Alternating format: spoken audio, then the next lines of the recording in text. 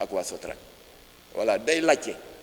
man duma gan ci yow bokk nañ ay plateau Walfadjri bu dul benn yoon du ñaari yoon waaye nga dem sans limite di dal suma kaw si kaw tooñ da leen laajte sanga bu tedd bi nee na wama shahibna illa bima alimna. Le croyant doit éviter de témoigner de ceux dont il n'est pas sûr de science certaine. jullit war nga fexe booy joxe atte nga joxe atte ci loo xam ne am nga ci yaqin bu wér waaye toppama riirandoo bi rek naan le premier a raison la mu waxoon ci liste c'est valable pour affaire aide de la presse bi maxtaar yoonam new ci waxoon ngeen ma ko ci yeneen yi nga xam ne yëpp ndam la amul benn médiation bu Jamra def ñu ne échoué na amul. Alors par conséquent li yëngal le monde de la presse au nom de quoi les techniciens des médias, les journalistes, les caméramans, les éclairagistes, au nom de quoi ils n'ont pas le droit 1,9 milliard yi ñu séddale ko ci anam boo xam ne lëndëmal na seen xel lu tax au nom de quoi ñoom amuñu droit sàkku si Jamra mu taxawu leen au nom de quoi xanaa médias yi du ñu ay nit ay mbaamu àll lañ ay rabu àll lañ yoo xam ne bokkuñu ci peuple sénégalais bi au nom de quoi d'ailleurs sax ci lay profité sànni leen flèche yéen ñi jàkkaarloog man naturellement yéen ñi ñëw maa ngi leen di gërëm di leen sant mais il y a des médias qui ne sont pas venus parce que jot nañu seen wàll ci séddoo bi lii may wax nii yéen la ñuy xeexal fii dafa waroon fees dell ak i caméra ak i télévision ki micro waaye nga di leen xeexal ñu nga toog ci seen i toog ca sa fa ñu toog di naan attaaya ak ñu leen njaral soow rafetul loolu dama koy wax en passant waaye du wàññi dara ci esprit de solidarité bi am Jamra am ak yéen comme ni ñu ko amee woon ak waa Sotrac ba àndoon nañu ak ay compatriotes def médiation groupée foqati 5 milliards ci état bi jox leen mu des 4 milliards dinañu continuer am solidarité comme ni ñu ko defee woon avec la SIAS sur 3 milliards 98 millions foqati nañu 130 millions 3 fois muy 390 millions nañu ko defee woon dégg nga ci Sénélec 700 yee ñu dàq réintégré nañu 585 mu des 115 waaye je tenais à vous égratigner un peu pour que ñi ñëwul ñu xam ne li ñu def rafetul nit di la xeexal ngeen bàyyi ma fii ma toog ñi di ma baagantaloo di ma yóbbu sûreté urbaine comme sàcc dinaa ci wax 2 baat léegi te yéen daa doon xeexal ba wax yooyu ma yëkkati yoon di ma ci woo kon seen ñàkk ñëw rafetul ñi ñëw nag maa ngi leen di gërëm di leen sant mënuma lire liste bi yëpp mais ñun xam nañu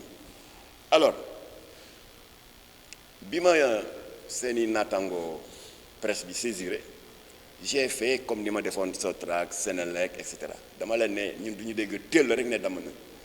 mais laissez-nous le temps de faire nos propres investigations ñu ne ma combien de temps ma ne 3 jours rek ba ma defee samay propre investigation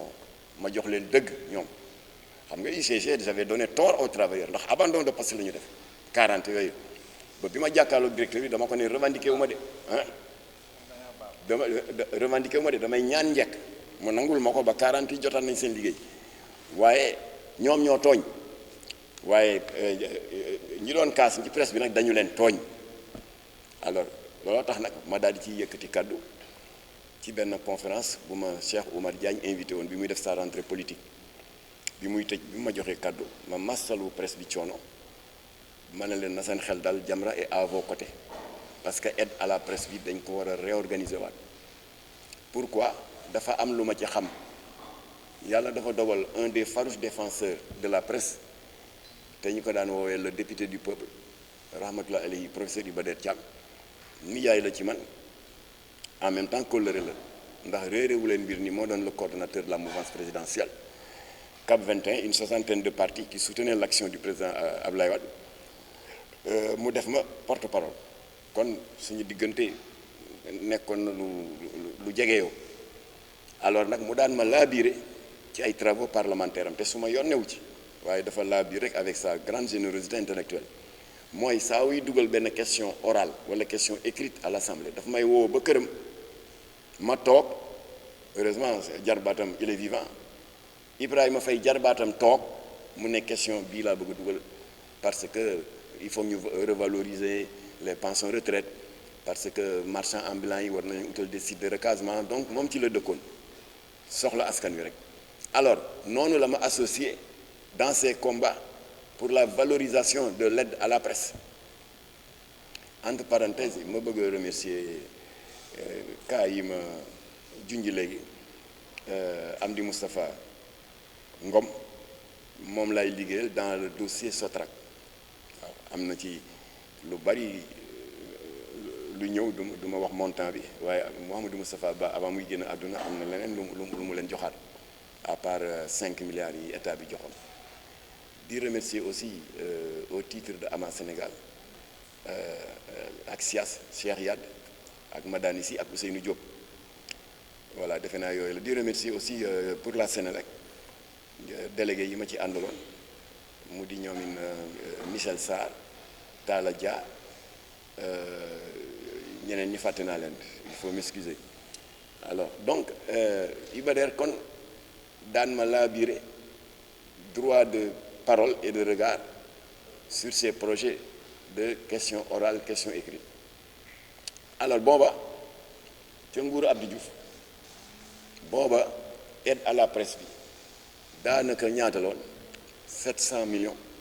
te un montant insignifiant Iba Der continuer di xeex la main dans la main avec les structures yi défendre les intérêts matérialisés moraux du milieu médiatique ay SYNPICS ak yooyu ak yeneen kuréel mu ànd ak ñoom di xeex aide à la presse bi di yéeg nguuru Ablaye Wade ñëw mu jógee 700 millions yéeg ba 1 milliard nguuru Abdou Macky Sall ñëw Iba Der ànd ak presse bi ñuy xeex waaye yëpp fekke naa ko saa bu amee occasion di poser question ci wàllu média yi pour ñu jàppale leen dooleel leen daf ma koy yëgal man ma dog sama soxla fekke ko bien que je ne sois pas député mais amoon naa droit dem ci gradin yi bi ñu réservé au grand public donc des débats acharnés mu ànd ceeg yërmande moom Iba Der Thiam ànd ceeg dégg nga solidarité avec les médias alors bi nguuru Macky Sall ñëwee nag ci la jógee 1 milliard yéeg ba 1 milliard 900 alors léegi régime yëpp saa wu joxe aide de la presse jotee dañ ko daan joxe ñaareel ba buñ ko joxee ba noppi dañuy génne benn rapport public ñu xam ku am ak ku ne la nga am noonu la daan demee waaye dëgg neexul ñii ba ñu ñëwee dañ ko bloqué 2 ans ba pare ne kenn du ko wax 2024 ba 2016 ñu bloqué ko pendant ce temps il y a des organes de presse qui ont mis la clé sous le paillasson daal di tëj surtout les plateformes digitales la maanaam presse en ligne bi am nañu tëj amatuñu moyen de survie 2 ans sans rien léegi am na ñoo xam ne góorgóorlu nañu tëjuñu mais dàq nañu 10 15 ci effectif bi ndax attanatuñu mas. Troisièmement ba tey liste bi génnul c'est-à-dire le rapport public génnul xamuñu ku am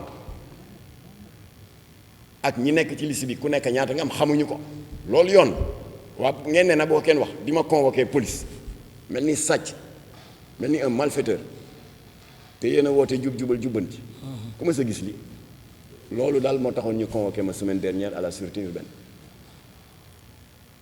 alors ñu ne ma waaye yaa ne séddale bukki la man ko séddale bukki la kañ ndax une voix bien autorisée jiite benn structure ñiy défendre les intérêts matériels et moraux des travailleurs des médias parce que ni SYNPICS amee CORED am na beneen structure bu ñuy wax CAP la coordination des associations de presse Ibrahima Lissa Faye moo ko jiite un garçon très dynamique boo xam ne ku dogu la ci taxawu intérêt médias yi moo fi jiite woon kuréel boobu ñu naan appel association des professionnels de la presse en ligne ma lijjanti ba am sa déclaration bu mu defoon dans une radio de la place et j'ai dit à la sûreté urbaine man j'ai été plus généreux sax que Ibrahima Lissa parce que man dama ne 1 milliard 900 yi 900 millions yi la état bi séddale aux autres entre guillemets waaye moom nee na eggul sax 900 millions 570 millions la état bi séddale 570 millions yi ñan lañ ko jox 2 télé Walfadjri 2S ñan lañ ko jox 7 organes de presse écrite ñan lañ ko jox 21 plateformes en ligne, des plateformes électroniques, c'est-à-dire presse en ligne ak naaxu rajo communautaire ñoom la ñu ne am leen seen ñamu bët 570 millions yaa ngi noonu loolu la Ibrahima Lissa Faye wax. Il a été plus dur que moi et il a conclu en disant que aux journalistes bi ko doon wax naan kon yow d'accord loo ci répartition yi mu ne ban répartition c'est un simulacre de répartition que j'ai traduit en wolof séddale bukki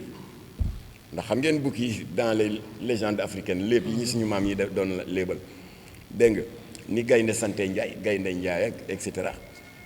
bukki mu ngi tudd bukki njuur sàmba ndax moom boppam rek ko yor moo ko ñor waaw bu ñu jëlee alal jox ko bukki ci léeb yi ñi daan léebal nee ko séddale ko mu ngi tudd bukki njuur sàmba mu daal di jël affaire bi séddale ko ñetti xaaj mais bii bukki bii njuur bii sàmba dina ni bakken bi nose noonu la ko séddale alors moo tax Ibrahima Lissa Faye a parlé de simulacre de répartition te moom français lay wax man ndongol daara laa ma firi ko ci wolof mooy séddale bukki ñu daal di ma convoqué jeudi bii passé téye ma fa de 10 heures ba timis passé plus de 8 heures d'audition mais je n'ai pas varié nii ma leen ko nettalee nii noonu laa ko nettalee ñu ne ma noo gisee mbir mi ma ne ko je continuerai à réclamer la publication du rapport ndax Sénégal li ko yàq dañuy tàmm di jaawale loo moom loo bokk ak nit ñi ak lu ñu leen dénk ministère de la communication moomul aide de la presse bi PDS moomu ko Pastef moomu ko APR moomu ko ànd jëf moomu ko PAI moomu ko Jamra moomu ko ça appartient au peuple sénégalais suñu impôts yi ñuy coppati impôt sur le revenu si salaire yeeg TVA yi commerçant yi di fay ak maire bay jaay gerte ci boppu koñ bi ñi di ko fayeeku dégg nga njuuti yooyu la ñu dajale mooy le budget national budget boobu nag ñu coppati ci 1 milliard 900 ne dimbalee nañ ko assemblée nationale moo ko voté dimbalee nañ ko ëttu yëglekaay kon pour ñoom la un journaliste ak parti bu mu mënti bokk sensibilité politique bu mu mënti am na ci droit bu fekkee remplir na conditions yi loolu la wax et je continuerai à réclamer la publication du rapport alors rawatina dañu nekk ci dëkk boo xam ne léeg-léeg ñu dëkk la fa dëkkul heureusement gisuñu fenn ci samay déclaration fu ma ne diw moo détourné diw dafa def dégg nga de l'indélicatesse dans la gestion de ces 1 milliard yàlla dimbali na ma ci loolu ndax Jamra ñun yaroowuñu noonu wa ma shahibna illa bima alimna dama ne publier leen ko laa wax waaye neewu ma yow yaa sàcc kii moo luubal kii moo si teq sangam amul publier leen ko rek laa wax c'est aussi simple que ça absolument alors ko defee nag audition bi yàgg na lool ba booru timis jotee ñu tàppee samay déclaration waxal ma ne laaj ma nag lan mooy sa dernier mot ma ne sama dernier mot mooy je continuerai à réclamer en tant que Sénégalais en tant que contribuable et je crois que c'est la position de tous les contribuables ñu wax ko ak waxuñu ko de demander comment leurs 1 milliard 900 ont été répartis entre les médias publics et privés c'est pas compliqué absolument alors léegi nag dégg naa ne ñu ngi koy bëgg a génne kon nag ëpp baax na ci lax bu tàng balaa semaine bii di jeex semaine bii ñuy dugg nii suba tey la dimanche balaa semaine bii di jeex di ngeen gis ne publier nañ ko li tax publier bi am importance dina tax ñu am listu organes yi am ñaata télé ñoo am listu les groupes de presse les groupes de presse de la presse écrite ñu xam presse en ligne bi rajo communautaire yi non seulement liste bi mais ku nekk ñaata nga am surtout noonu la daan demee waaye yow nga bloqué ko non seulement nga bloqué ko 2 ans kooku sax libre nañ ci nee nañ dañu redéfinir de nouveaux critères d'attribution libre ngeen ci waaye bloqué ngeen ko 2 ans lor ñu bari ñii tëj nañu ñii dàq nañu ay nit ndax mëntuñu leen fay non seulement ça sénégalais yi la dénk pour nga séddale ndax moomoo ko nee la génneel ñu rapport bi ñu xam kana am ak ku nekk loo am ñu yóbbu ma ñu daal di ma yóbbu tribunal ne lu tax ngay wax loolu lii on est dans quel pays. muut mbaa moot. alors kon nag loolu moo doon leeral bu njëkk bi parce que y a beaucoup de manipulation dans les réseaux sociaux la ma waxoon soppiwuma ci dara Jamra exige la publication du rapport public bi nga xam ne fa la liste bénéficiaires yi ne ak seeni montant ni ko nguuru Abdou Diouf daan defee nguuru Abdoulaye Wade nguuru Macky Sall waaw yaay di tendeefal combien de semaines génneewu ko quand on n'a rien à cacher kay yaa séddale génneel rapport bi ñoo xam nag nga séddale waaye nga taxaw ca daral ba téye benn xar ci buum ñu ne la ku moom xar bi rek nga sànni buum bi ah loolu du man maa ko def ñi ko def xam nañ ko kon nag wax ju tegginu ami bu ñàkk teggin amu ci c'est faux tuumalaate amu ci parce que neewuma diw moo détourné diw mën a amul dama ne liste bi génn leen ko c'est tout et je le répète et nous continuerons à le répéter ndax moomu leen ko Macky Sall bi fi jógee moomu ko régime bii fi nekk moomu voilà leeral boobu moo doon bu njëkk bi kon dossier la boo xam ne ne vous inquiétez pas yéen médias yi on va continuer à le suivre après combat boobu day am toujours sur l'aide à la presse un autre aspect mooy jaaduwul 1,9 milliard yi ñu di ko séddale di ko jox patron de presse yi parce que idée bi professeur Iba Der chaque fois bu koy défendre assemblée loolu la daan wax dafa ne war nañ fexe xaalis bi di wàcc ba ci jusqu'au plus petit reporter le plus petit chauffeur ku ne mën cee gis boppam waaye dañu naan rek tel organe de presse jox nañ leen 40 millions par exemple séddale bi war a am ni am na ko am 111 millions ci ki ci gën a bari benn organe de presse waaye ñu ne patron bi am na 80 50 100 millions yéen ñi nekk ci tali bi nekk ci naaj bi di daw di mbëkku jékki ñu ne patron ba takk na ñeenteel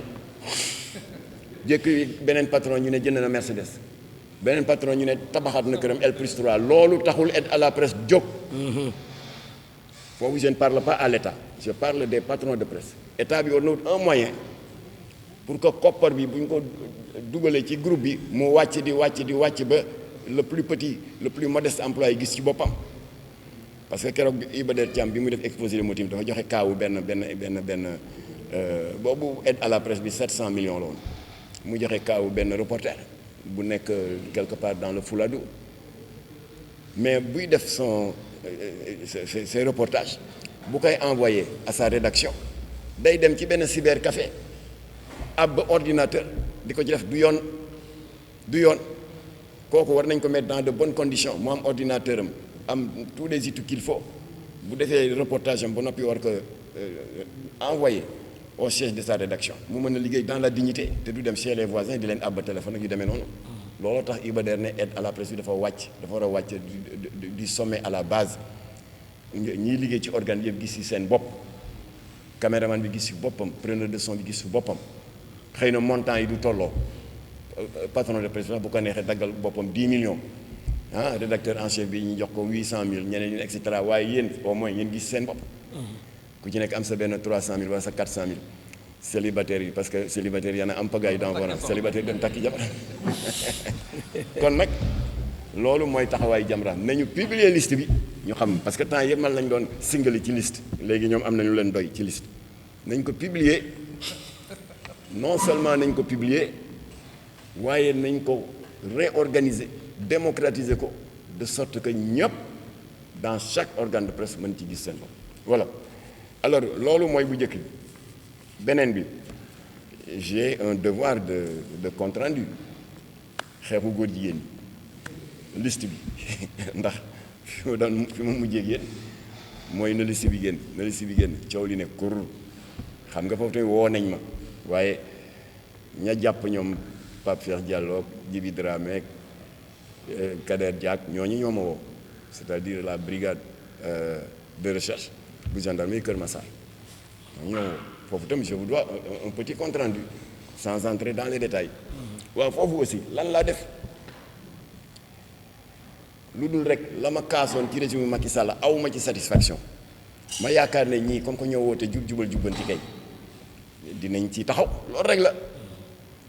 je ne reviendrai pas sur sama face à face avec le ministre de l'Intérieur expliqué naa ko jàkkaarloo FM def naa ci ay émission 2S defaat ci émission ci koor gi à Sen TV du ma ci dellu si mais toujours est-il que ba ma waxee ak moom ba noppi ba ñuy tàggoo ministre bi dama ko ne jox ma sa adresse email ma jox la listu association yi nga xam ne dañu regrouper des centaines d'homosexuels et de lesbiennes répartis dans ces associations ma ne ko jox naa la sànq listu récépissés yi ay échantillons le 15 444 muy association homosexuelle bi ñuy wax AIDS te Diadji Diouf président ba jiite ko qui est en même temps le porte-parole de Africa Gay. Africa Gay c'est un syndicat continental de góor jigéen au niveau africain. Diadji Diouf bi mooy seen porte-parole. alors jox naa ko tamit Jamil Bangoura jox ko lesbiennes yi góor jigéen yu jigéen ñi seen association du sourire de femmes te ndeyka bi jiite ko alors ba ñu pare ma ne ko nag monsieur le ministre maa ngi lay remercier parce que suñu face à face bi def na plus d'une heure waaye dama lay yëgal ne suba Jamra day def point de presse ndax ñun fu ñu wax ak état bu ñu génnee dañuy rendre compte à l'opinion mu ne ma amul benn problème kañ ngeen koy def ma ne ko suba ndeke loolu moo doon suma erreur ba ma ko waxee loolu dans l'après-midi du même jour le 13 novembre 2019 rek ils ont fait une course contre la montre pour communiquer avant Jamra daal di am ku ñu yebal RFM Alaaji Assane Gueye dalal ko ci journalu 16h30 bu wolof mu ne waaw ginnaaw bi Jamra amee séance de travail bu yaatu ak ministre de l'intérieur te Jamra ñëwoon di jàmbat récépissé yi ñuy jox kuréelu borom ñaari tur te amuñu ci droit am na benn jëmm ju ñëw sëñ bi na nga tudd mu ne maa ngi tudd Ahmed Fadel Kane je suis le directeur des libertés publiques au ministère de l'intérieur effectivement ministre bi recevoir na Jamra bi ñëwoon indi ay jàmbat ne am na fukki kuréelu borom ñaari tur ak juróom-benn état donc mu ngi leen di dooleel te joxe na tous les détails joxe tamit les références des récépissés may yëgal askan wi rek ci turu ministre de l'intérieur que ginnaaw bi ministre bi dégloo ñaxtu Jamra ñu di yëgal askan wi ne jot nañu ndigal pour ubbi ab l'enquête pour xam ku leen ko jox ak lu tax mu jox leen ko waaw 13 novembre 2019 dinañ ubbi ab l'enquête 2020 2021 2022 2023 2024 2020 ba 2026 gisuma dara waaw awma droit gis ñu bees ñii di woote jub-jubal jubbanti awma droit am yaakaar ci ñoom loolu rek la waaye amuñu lu ñu may tontu lu dul seen patron dem ba assemblée nationale di ma xas yooyu duma ci dellu si détaillé naa yëpp la mu wax yëpp rejeté naa ko ndax dara du ci dëgg naan dama yore liste naan diwoo nga ca c'est faux j'ai jamais dit ça au contraire réseaux sociaux yi pression bi ñuy def ci man grand génne liste bi ñooy génne ko ñu régler ko suñu bopp ma ne noonu leen koy régler seen bopp lu dul def ko ni statut ci seen Instagram wala seen Facebook daal ne liste Jamra baa ngi de xoolal punkal yi ci biir rek diwoo nga ca et après ça sert à quoi ñu ne ma waa kon koo koy jox ma ne du ma leen ko jox parce que démb Cité Fadia am na benn tiktoker bu wax ba yaram tàng mu ne waaw gis nga kër sàngam couleur nangam jàkkaarloog bâtiment sàngam kër googu ay góor jigéen rek a fa ne nangam rek xale yi def ndiiraan plus d'une centaine de gosses riir wuti kër ga te musiba naroon na am bakken ma noonu naroon bu du woon gaawaayu police bi ñëw ak lacrymogène yeeg arrosé leen ndox dox seen diggante ak góor jigéen yi kon góor jigéen yëpp day ñàkk seen bakken man ne leen ndéem loolu benn tiktoker rek moo toog wax benn kër man ma indi 650 góor jigéen kon dañuy jékki-jékki rek ne Médina rey nañ fa 15 góor jigéen Parcelles Assainies rey nañ fa 25 Kaolack rey na fa 55 parce que fa la ñu gën a rakkaajoo ma ne ko su boobaa ndax yoon fu bakken rote day jóg lijjanti ko su yoon jógee kan lay woo yéen ñi wax ne naa génne liste bi wala man mi génne liste bi ñu ne yow mi génne liste bi la ñu wax ma ne kon je ne vous donne rien waaw kon nu ñuy def nag ma ne ngeen toog ñu jox ko autorité yi ñu ne waaw doo ko jox autorité yi ma ne fenn laa demul ñaanuma kenn audience du ma tambambaalu ci benn salle d'attente aucune autorité ñu ne nooy def ma ne dama koy téye bu leen ñoree ñu laaj ma ko ma jox leen ni ma ko joxoon nguuru Macky Sall te ñoom lijjantiwuñu dara waaye bu la ko kenn laajul nag ma ne ma sànni liste bi géej dem lijjanti ji yeneen parce que Jamra a d'autres priorités maa ngi nii war a eggali suma waxtaan ak Pape Toby Gaye le DG de la Sénélec ndax waxtaan nañu ba y a 585 ñu réintégré mais des na 115 ñooñu ñu ngi toog di dundee yaakaar yooyu mooy priorité mais góor jigéen ñëw perturber dëkk bi ba un mois ngi nii Jamra médiation yëpp dañ ko suspendre ngeen bëgg ma tànqal nag ak lycée vous n'aurez rien nit ñi di def pression waxatuñu wax yi naa ko génne ci réseaux sociaux yi waaye jox ko autorité yu bees yi jox ma ne dara laa leen joxul xam nañ sama téléphone xam nañ fa ma dëkk nous ne sommes demandeurs de rien alors nag maa ngi remercier le procureur Saliou Dicko ba mu déggee loolu macha allah moom moo jóg jël responsabilité am macha allah. mooy jàmbaaru procureur du tribunal d'instance de Pikine Guédiawaye il a actionné le juge du premier cabinet d'instruction kooku xaatim benn këyit bu ñuy wax délégation judiciaire jébbal ko jàmbaaru commandant bi de la brigade de recherche de la gendarmerie de Kër Massar Abdou Aziz Ñing kooku moo ma woo le 9 mars bii ñu nekk convoqué ma brigade de recherche bu gendarmerie Kër Massar moo tax may leeral ndax y a eu beaucoup de manipulation am na benn journaliste sax ci précipitation ngir mën a toroxal nit ak indi nit jafe-jafe mu jóg def pub relayé partout dans les réseaux sociaux ne Makhtar dañ koy convoqué suba mardi le 10 Pape Sidi Fall woo ma waaye dañ la convoqué suba ma ne ban convoqué suba convoqué bi tey la maa ngi nii yaa ngi ci brigade bi ma ne maa ngi nii toog bàyyil ba ma génn woo la donc ku ci ne yaa ngi yàkkamti Jamra nekk ci ay jafe-jafe te ñun lii ñuy xeex liste bi du pour Jamra pour ñëpp la ndax góor jigéen yi ñun suñu principe magum jëmm bu tànnal boppam yoonu mbon ne débauche laa bëgg perversion ngóor jigéen nekk ci lu bon di jaxasoo ay sayaatin te maa tey mag bu def loolu tu ne nous intéresse pas parce que l'islam bëggul kuy yëddu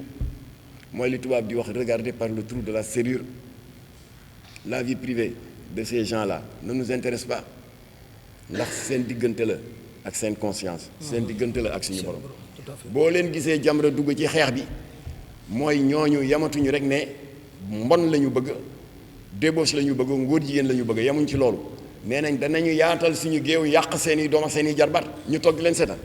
moo tax Jamra déclaré leen guerre xare ba dara ma dem brigade de recherche ci ndigalu procureur Saliou Dicko et je le remercie tëju de 21h dans la nuit du lundi 9 mars 2026 à 23h il était entouré de ses proches collaborateurs kon nag maa ngi répété waat fii yéen plateforme digitale yi fi ne bàyyi leen di ma laaj liste bi jox naa ko le commandant de brigade de recherche bu gendarmerie Kër Massar mbaa leer na voilà ñoo ngi ciy liggéey mu ngay def effet jarul may bàq ba ah des na sax day continuer liste bi day bàkkoowuma ko nag waaye ñi ñu jot a jàpp bugguma dugg sax dans le secret de l'enquête waaye li wóor ba ñu jàppee ka nekk TFM du dañ ma ne yow day dëgg yàlla kii day mel na ni mu ngi woon ci liste bi de mooy li nga waxoon rek ne woon nga média yi dina yëngatu kii day punkal la de ndax mooy animer l'émission religieuse la plus populaire du mois de Ramadan kon day la ma Jamra waxoon am na ma ne leen am na yeneen punkal yi presse bi yuy daanu bi ma leen ko xëy yaa 15 jours ñu ne waay déet waay ma ne kay lan moo xew semaine bii ñu jékki-jékki RTS ki waroon joxe le bon exemple Biram Biige ne réel daanu du ñaar ci média ñu ne déedéet Sen TV Kader maa ngi doon woo Bougane sama doom ndey sax di ko masalu parce que moom tam il a été surpris Kader ne mbëpp daanu te kooku si ñi ma daan xas la bokk am na yor liste bi fan la ko teg kan xas na ma ba sonn te gis nga ironie di sort Biram yaa ngi ma yónnee benn extrait vidéo jour ba nga xam ne ci la ma mujjee xas ma ba tooy xeb dafa génn rek brigade de recherche ne ko ci yóbbu fële Kër Massar ne ko waaw kay kaa ñu dem alors ñu defee ne jeex na Kajoor Cissé bu 7TV ne réel rëppeelu ñu defee ne jeex na Pape xaw ma lan bu Kéwoulo du 5 journalistes kon waxuma leen ko woon depuis le 7 février mais presse bi dana bouger ñu ne waaw ça fait 5 xanaa kon jeex na ma ne des na waaw ba fan ma ne 11 lañu 11 nekk fi tànqal nit ñi ci rajo yi di joxe moral naturellement li leen dal ñun ñaan nañu leen ko ñu ngi ñaan fu ñu toll ñun Jamra yàlla wàññi leen génne leen ci lëndëmaa yu jahiliya indiwaat leen ci leeru siraatul mustaqim loolu la ñuy ñaan mais en attendant nous devons protéger la société parce que scandale góor jigéen bii am ren mësu fee am. Absolument. Vous savez très bien que procureur bu jàmbaar bi jàppoon góor jigéen yi doon takk sëy mbaaw diggu bëccëg dossier ba 5 jours la def ñu suul ko. Vous savez très bien que dans la nuit du 25 décembre 2015 11 mariages homosexuels yi ñu doon scellé à l'école Ibrahima Diouf de Kaolack dossier boobu 11 jours la def ñu libéré leen ñu dem. waaye bii dafa spécial. d'abord dafa am ñaar ñu dëgër bopp yu ko yor. te fu ñu toll ñu ngi leen di ñaanal c'est le procureur Saliou Diko kooku du niti caaxaan. et c'est le commandant de brigade de la brigade de recherche gendarmerie Kër Massar di Abdou Aziz Ñing ñaar la ñu yoo xam ne lu ñu matt day dog. te nit yoon noonu nga war a mel da nga war a dëgër bopp. alors kon man sama xel dal na dossier bi kenn du ko suul la preuve avocat wu des mises en cause il y a 10 jours xam nga lu ñu doon def di defi manœuvre souterraine pour que dossier bi ñu yóbbu ko dans les juridictions ordinaires c'est-à-dire flagrant délit ak correctionnel mooy fi ñuy jàppee àttee sàccakatu ginaar yeeg ak marchand ambulant yi lal seen bagage ci yoon Saliou di ko ne maa lànk kenn du ko yóbbu flagrant délit kenn du ko yóbbu correctionnel ñu ne ko waa loo nar mu ne damay nommer benn juge d'instruction du premier cabinet instruction la jëm maanaam mooy même procédure que fi ñuy àttee ña nga xam ne dañu def vol à main armée incendie volontaire vol de bétail trafic de drogue kon dossier bi dafa am un aspect criminel kenn ñaanul leen li leen dal mais aussi kenn forcé wu leen ci buñ ci mere kenn nañ ci mere seen bopp ñoom. ci suba am na benn mbokku as ñaan xasida bu ma woo du ma tudd turam voilà waxtaan nañu defal naa ko remercier ko ci li mu ma woo ne ko nag yoon mooy liggéey mbir mi dem dafa dem ba laal këru diine nga xam ne lii ñëpp a war a jóg taxaw ci ndax mën na tasum réew suñu baroom maasale na ci le peuple de Lot maasale effacé leen de la planète kon dëkk bi dafa am ñu ci def seeni ñaan Seydi Hadji Malick Sy Cheikh Amadou Bamba Seydi Cheikh al Islam Baye Ibrahima Niass Seydina Limam du ñu jaamu yàlla toog seen sajaada ba sajaada bi xoosu ba seeni kurus dog ñii 60 ans ñii 70 ans seen jëmma dem na mais seen marta baa ngi fi de ku bëgg a toroxal réew mi Bamba tëdd Maodo Baye Niass Baye Laay yow yaay torox insha allah. jërëjëf kon nag lii xew tey du leneen lu loolu ñaanu mag ñi la waaye tamit ak décret yàlla. parce que ñu ma doon taxaw naan naa génne liste bi may lànk di lànk ñu ne ma kañ koy génne ma ne bu décret yàlla génne après liste bi mooy génneel boppam ñu ne waaw yow yéen Jamra daal da ngeen mën a métaphore waaw loolu nu mu demee waa ji chaque année mu laaj ma ko pendant 7 ans waaye ren nag mu woo ma ne ma mooy ba ñu jàppee punkal ma nekk TFM waaw kon décret bi ma ne ko décret bi semaine prochaine balaa semaine bay jeex semaine bi jeex na mu woo ma nag ne ma dégg naa am na luy waaj a yëngatu ma ne ko waa décret bi ñëw na décret divin mu ne ma ban la ci ma ne ko mooy bi suñ ci borom naan xul jaxal xaqu wa zaqal baatilu innal baatila kaana zahuqa yàlla nee na dëgg ñëw na jàpp na fen motañe ko sànni ci àll ba parce que fen naka jekk mësul gudd fan moom la tubaab di wax naan la vérité est venue et le mensonge a disparu parce que le mensonge est destiné à disparaître et effectivement yii yëpp c'était des mensonges nekk ci télé émission religieuse bi gën a siiw ci koor gi nga nekk fa ak benn oustaz di kex-kex yi di foye diine ji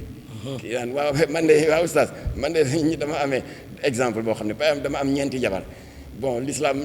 ku am ñeent rek plafonné nga waaw bu amee xale bu cuq bu ma xemmem xale bu cuq quoi naka laa koy kii mu ne waaye lu muy oustaz bi naan ko la muy cuq daal am mënoo am dérogation jàpp diine ji di ko fooye di kokkali l'islam saa wu ma seetaanee émission koor yi xol bu tàng laa si daan jël tous les masques là sont tombés wallaahi ndekete yooyu yëpp c'était du cinéma alors kenn ñaanul leen li leen dal et c'est là où je vais en terminer moo di dootul rek affaire xeex góor jigéen d'ailleurs ba may laata jógee brigade de recherche à 23h ci guddi boobu mi ngi xaw a jege minuit j'ai dit à la gendarmerie Jamra ngi ci seen disposition.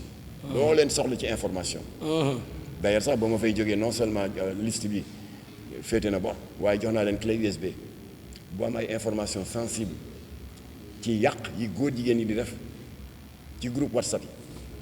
dañu créé ay groupe WhatsApp di ci mepp xale yi di leen dugal benn rek laa leen di cité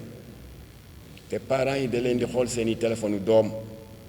laajul xëccoog laajul tension ak ñoom naxanteel rek la ne daal jamono dafa naqari dama bëgg nga won ma sa WhatsApp parce que am na ay groupe yoo xam ne góor jigéen yi ko créé groupe WhatsApp bi gën a dangereux na ngeen ko jàpp léeg-léeg ngeen xool seen téléphone doom moom la ñuy wax GGD Grendi Day Dating waaw mooy mbootaayu doomu aadama yoo xam ne ñoo bokk gis-gis ci wàllu liberté d'orientation sexuelle maanaam ngóor jigéen alors boobu lan la ñuy def xam nga ñun ñi fi toog yépp bokk nañ ci ay groupe am na des groupes de famille ah par exemple la famille Thiam bu El Hadj Pape Thiam mën nañu ne waaw Thiamène gi dafa yaatu bëgg nañu ñu nekk ci Podor ñu nekk au nord du Sénégal ñu nekk au sud et cetera xamante créer groupe bi membre de la famille ku dégg ne créé nañ groupe de famille rek nga woo administrateur di Pape Thiam ne ko dugal ma bu ñu la dugalee léeg-léeg nga dugg def ay vidéo def ay audio ainsi de suite am na groupe WhatsApp yoo xam ne dañu ittewoo di waxtaanee jaar-jaaru Seydi Hadji Malick Sy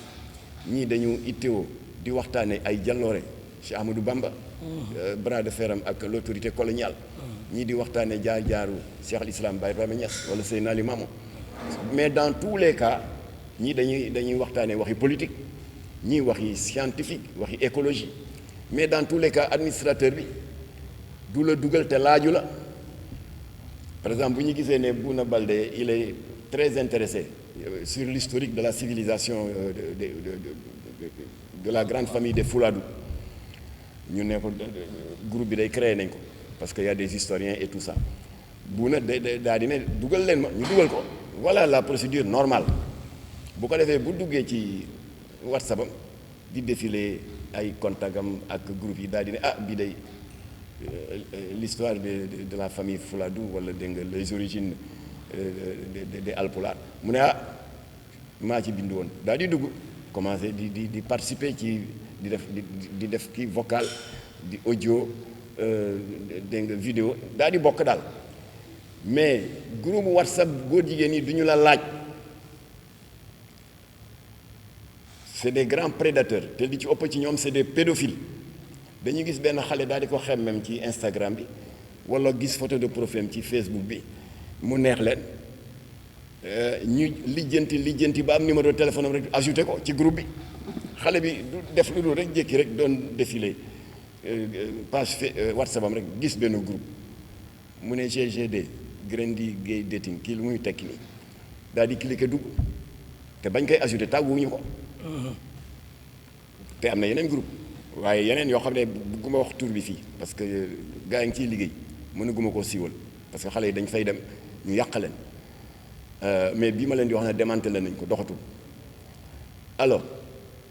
buñ ciy duggee booy dugg ne salaamaaleykum rek kooku beneen groupe la bokkul ak bi ma leen wax salaamaaleykum rek dañ lay teeroo ak lu ñuy wax welcome to free dañuy foog benn sagaru 20 000 francs daal di la ko weef xale boo xam ne toog na